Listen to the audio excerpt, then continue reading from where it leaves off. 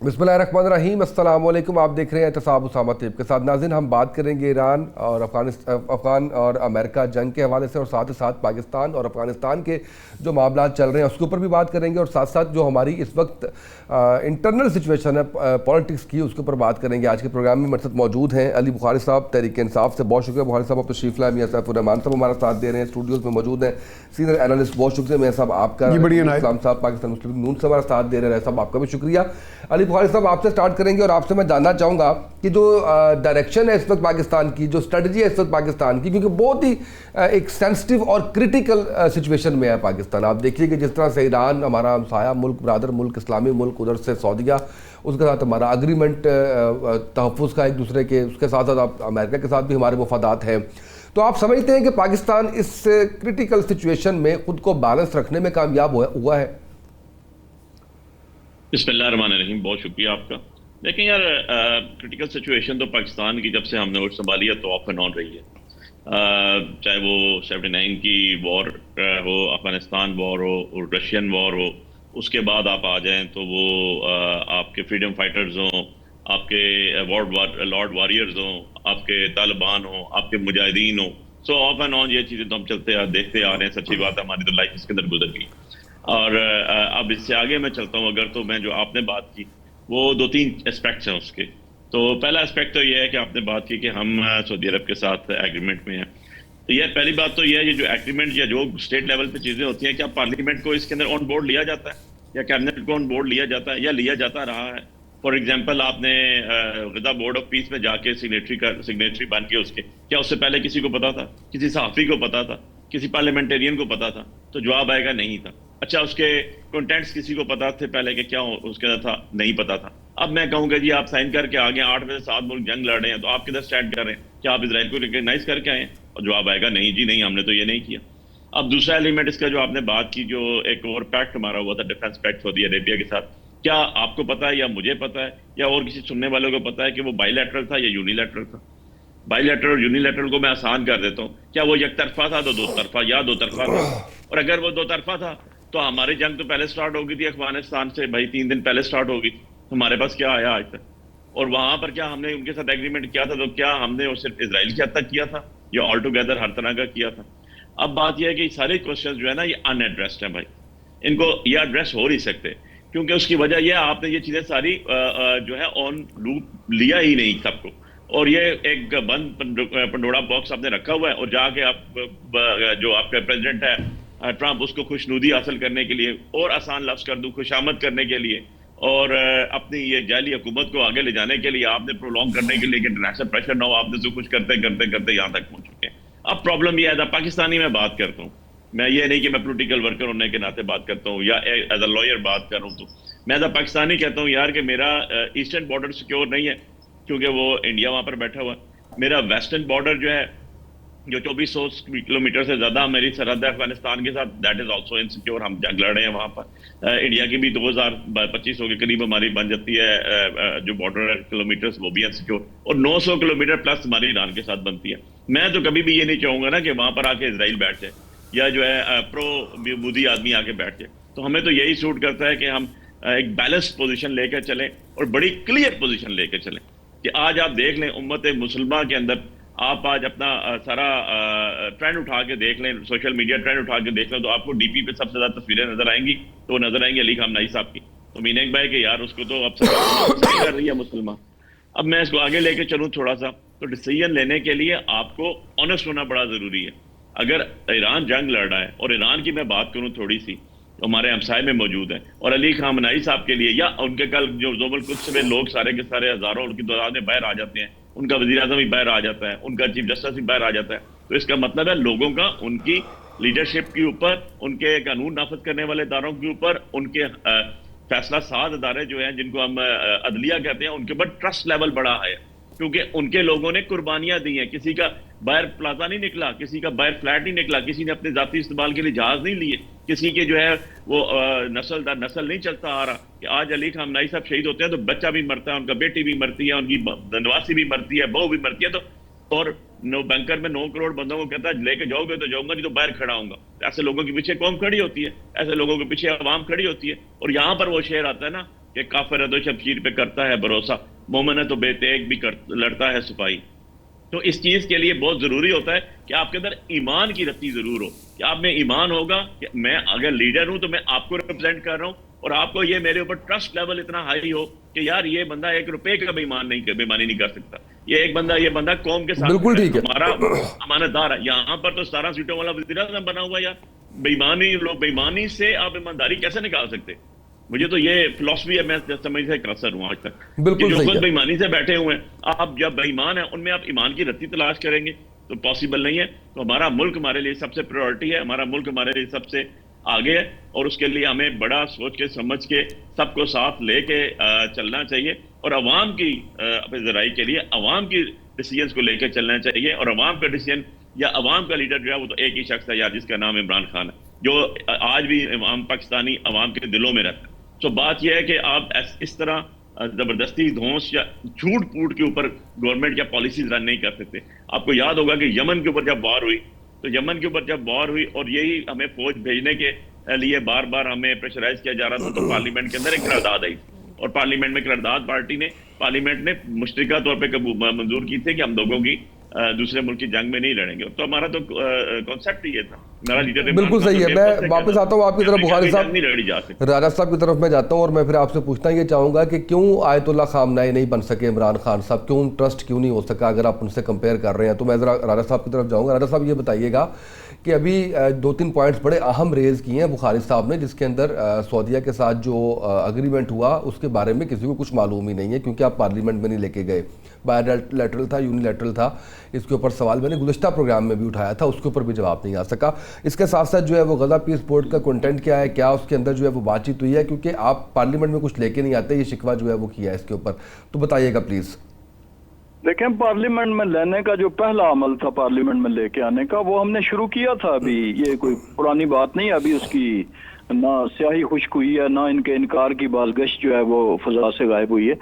لیکن پارلیمانی لیڈرز کو کہا گیا کہ آپ بریفنگ میں آئیں، they are nothing to loose.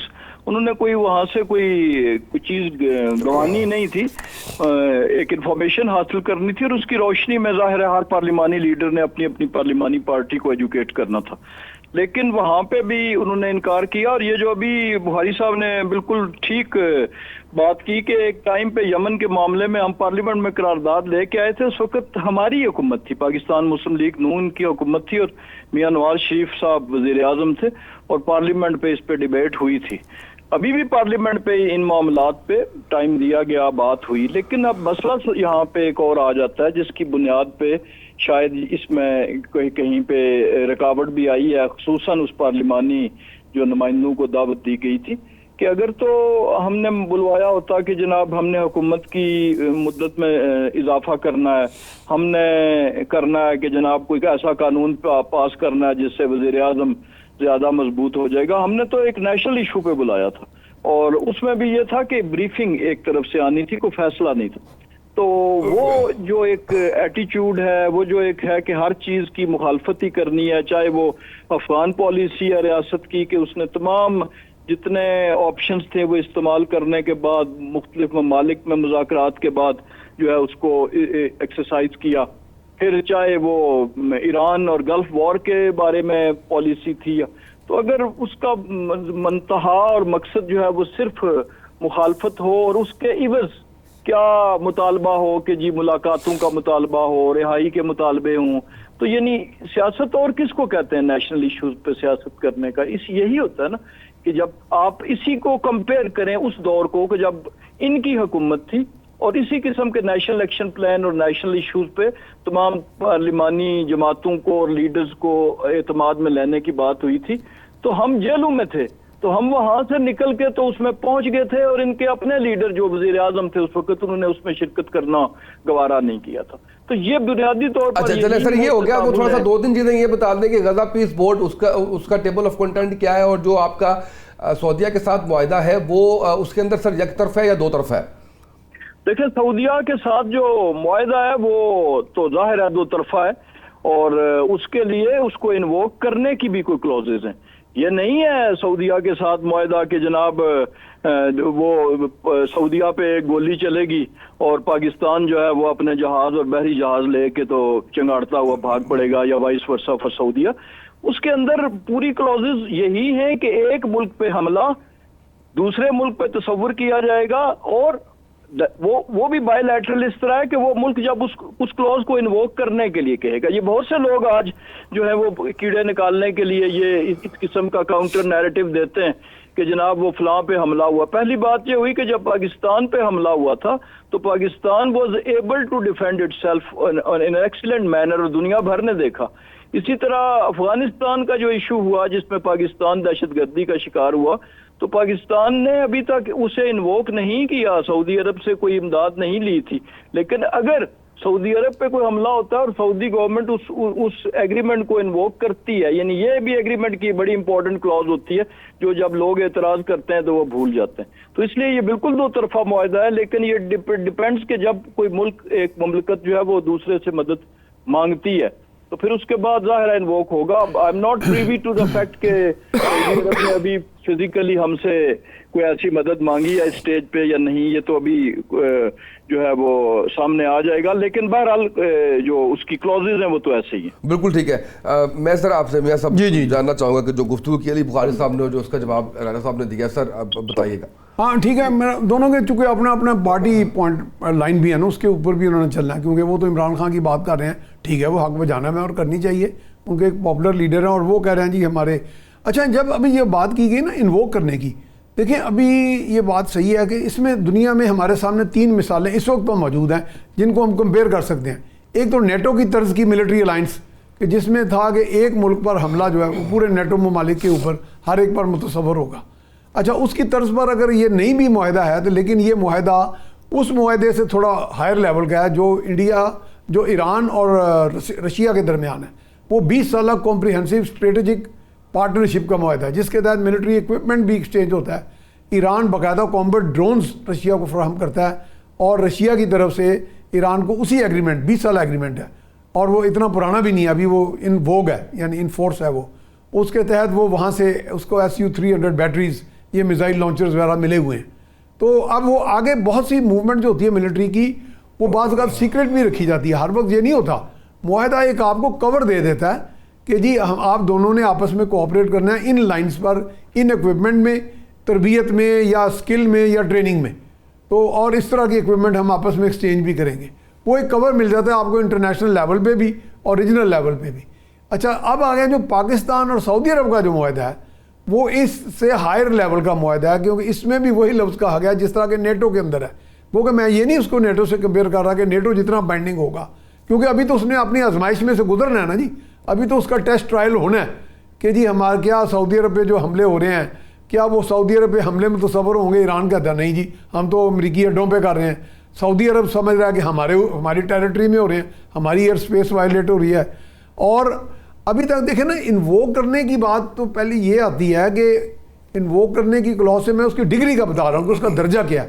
درجہ اس کا یہ ہے کہ اس میں بھی یہ الفاظ لکھے گئے ہیں کہ اگر پاکستان پر حملہ ہوگا تو تصور ہوگا کہ سعودی عرب پر. اگر سعودی عرب پر یقیناً انووک کیے بغیر بھی شاید انووک کی کلوز نہ بھی اگر ہو تو معنی اس کا یہی ہے کہ اگر سعودیہ کو کوئی ایگزسٹینشیل تھریٹ ہوگی تو پاکستان ول کم ان ایکشن. چلیں انووک کرنے کی سیفٹی کلوز ہونی چاہیے میں سمجھتا. ویسے ابھی تک تو سعودی عرب نے انووک نہیں کیا. دیکھا جائے تو سعودی عرب کے پاس بھی ڈیفینس اکوپمنٹ ہے اور اچھا خاصا ہے، ایسی بھی کوئی بات نہیں کہ وہ ریٹیلیٹ نہ کر سکے. تو اس میں سمجھتا ہوں کہ پاکستان کی سین ایڈوائس بھی ان کو گئی ہے کہ جی ایک دم حملے کا جواب حملے سے نہ دیا جائے، کیونکہ ایران کے جذبات مجروح ہیں، ان کی قیادت کو ایلیمینیٹ کیا گیا ہے اور اتنی فائر پاور اتنی ایئر پاور کے ساتھ ان پہ بمبارڈمنٹ ہوئی ہے اور اس میں وہ کسی حد تک ایک نی جرگ رسپانس بھی جاری ہے. بعض کا تو میرا یہ خیال ہے، میرا ایک امیجنیشن ہے، میرا ایک انالیسس ہے کہ ممکن ہے کہ یہ جو نی جرگ حملے کیے جا رہے ہیں گلف میں بنسبت اسرائیل کے، اسرائیل میں کم حملے ہوئے ہیں، گلف میں زیادہ ہوئے ہیں.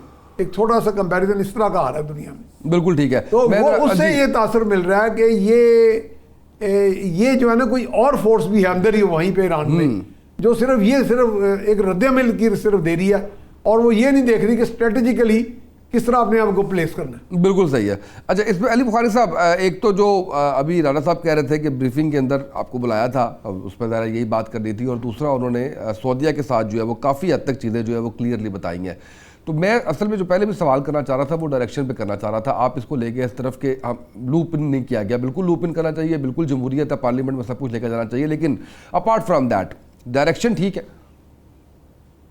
دیکھیں یار, میں تو اس گورنمنٹ کی کوئی ڈائریکشن کو صحیح نہیں سمجھتا. ڈائریکشن ہے کیا, مجھے یہ تو بتا دیں.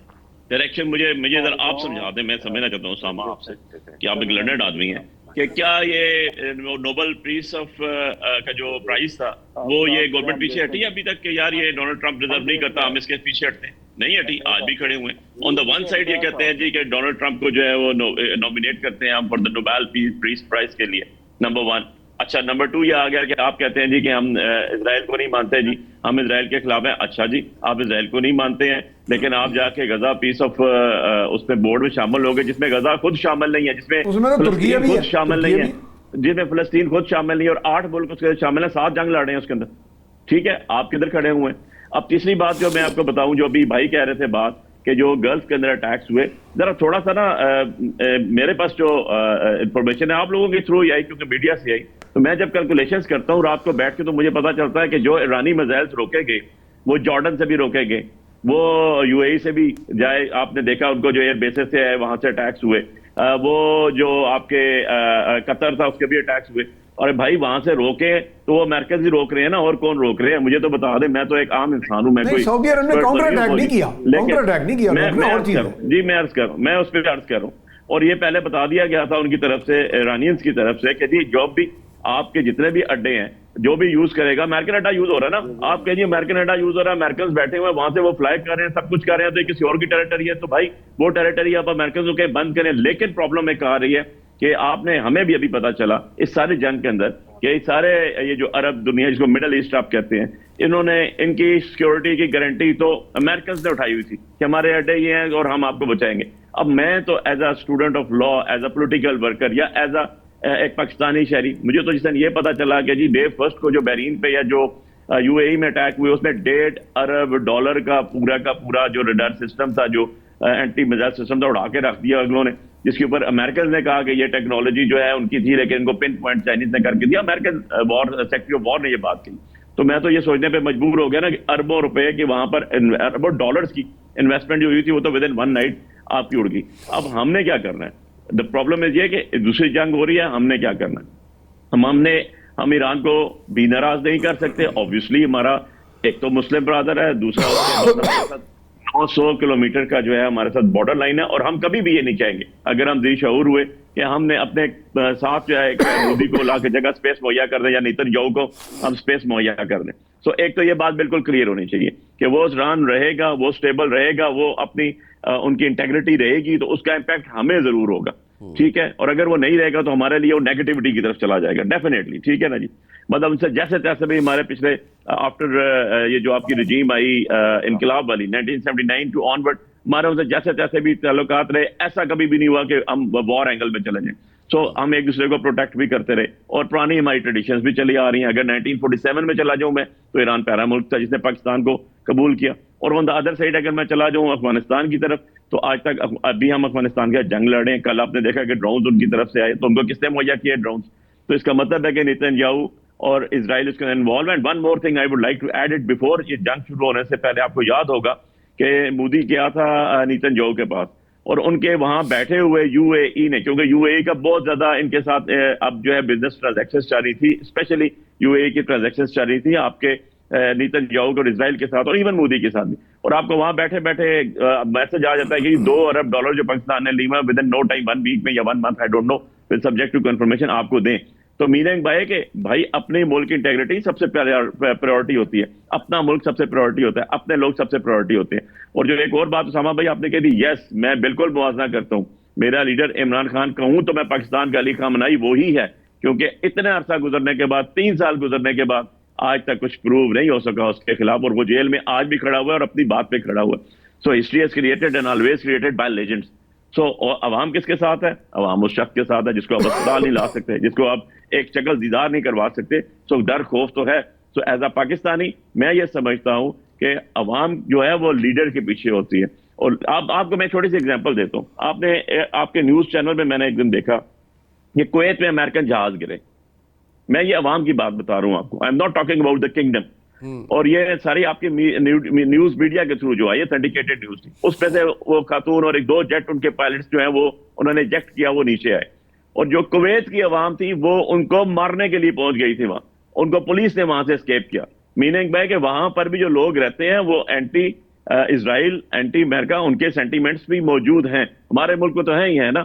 ہر ملک میں آپ دیکھیں تو یہی چیز آ رہی ہے. سو یہ میں نے اپنے پاس سے کوئی بات نہیں بتائی, میں نے نیوز چینل سے اور سوشل میڈیا کی نیوز تھی, اس کے اندر بتایا کہ جی وہاں لوگ پہنچ گئے تھے کہ یہ امریکن ان کو ماریں گے, لیکن ان کو پولیس نے وہاں سے اسکیپ کیا. تو بات یہ ہے کہ اب جب جنگ کے اوپر ہم چلے گئے اور ہمارے جو ایسٹرن بارڈر ہے اس میں مودی بیٹھا ہوا, اور آپ کو پتا ہے کہ مودی نیتن یاہو کیا کہہ رہا ہوں, نیتن یاہو کی اسپیچ آپ پرانی دیکھ لیں. نیتن یاہو کی اسپیچ میں اس نے کہا ہوا ہے کہ ایران اینڈ دین پاکستان. سو ہم نے اپنا آپ سیف کرنا ہے, اپنا آپ بارڈر سیف کرنا ہے, اپنے ساتھ ہم نے اسلامی ملکوں کو بھی رکھنا ہے. ہماری پالیسی ایک بڑی بیلنس ہونی چاہیے.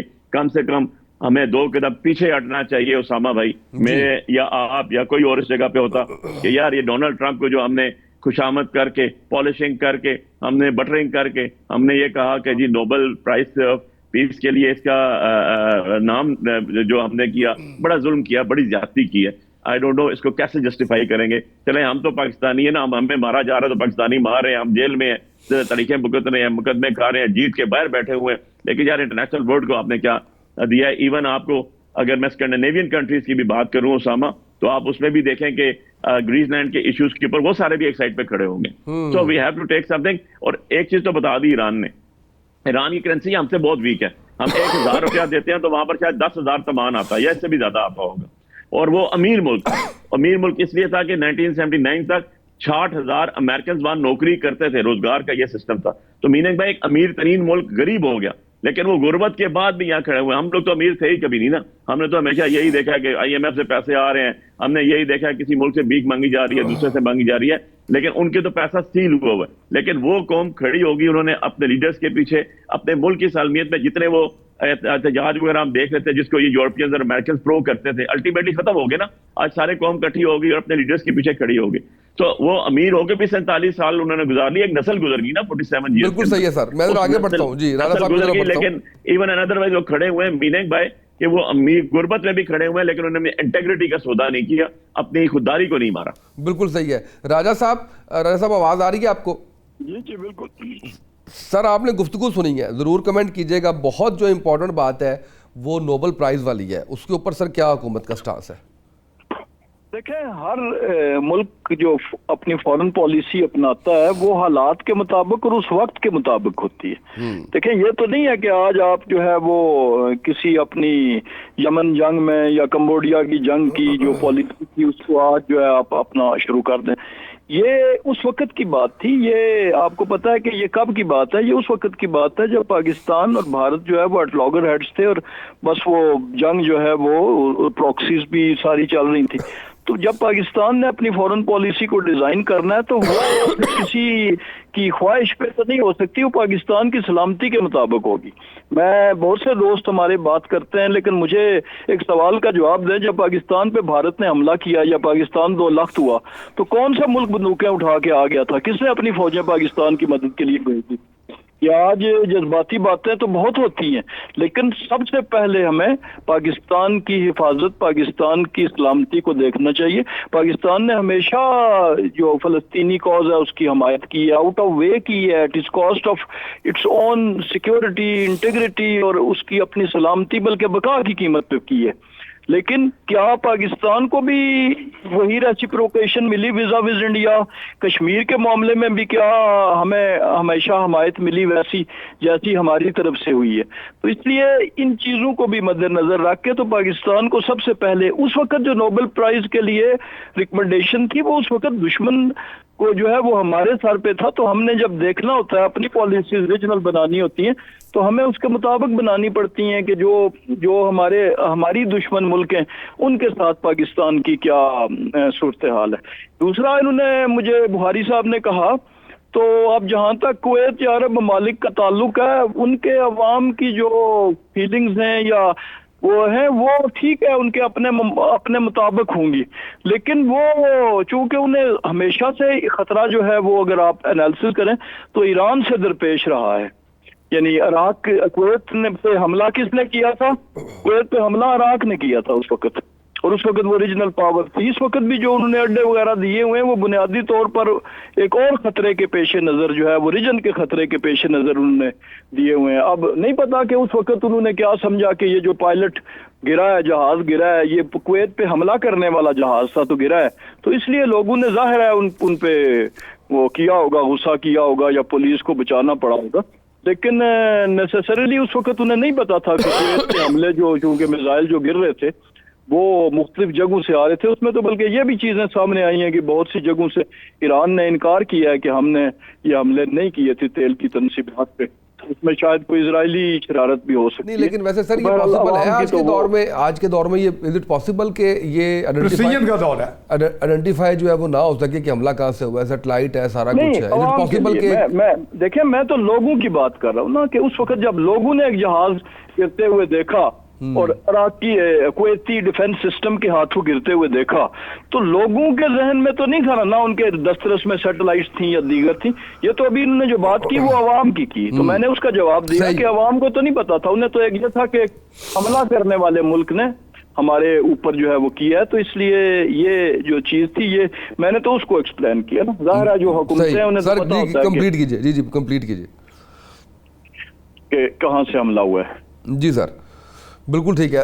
سر تھوڑا سا افغانستان کے اوپر میں آنا چاہوں گا. آپ کی ایکسپرٹیز بھی ہے، آپ خیر سے بڑے ان کے قریب رہ کے آپ آئے ہیں، تو جو وہاں سے جو کچھ جیسے آپ ڈرون تک آنا شروع ہو گئے ہیں سر، کدھر حالات جا رہے ہیں؟ ٹھیک ہے، یقیناً دیکھیں پہلے کون سا وہ ہمارا کوئی لحاظ کر رہے تھے، کوئی مساجد میں بم چلا دینے، جنازوں پہ بم چلا دینے، اسکولوں پہ چلا دینے بلا وجہ ہی. دیکھیں پاکستان نے کبھی بھی افغانستان پر حملہ آور نہیں ہوا.